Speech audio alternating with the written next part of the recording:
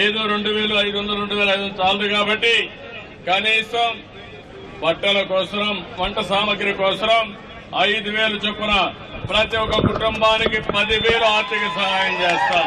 మగవాళ్ళకు గాని ఆడవాళ్ళకు గాని అందరికీ బట్టలు కూడా సరఫరా చేయమన్నా. మీ ఇండ్లన్నీ గాని దెబ్బతింటే పూర్తిగా కొత్త ఇండ్లు కట్టించే బాధ్యత మేము తీసుకుంటాం. అంతవరకు నష్టపరిహారం కూడా ఇచ్చి మిమ్మల్ని ఆదుకుంటాం. ఎవరైనా తోపుడు బండ్లు ఉంటే 10,000 15,000 ఖర్చు పెట్టి కొత్త బండ్లు పూర్తి ఖర్చుతో అది కూడా ఆధునికమైన బండ్లని మీకు ఇప్పించే బాధ్యత మాది.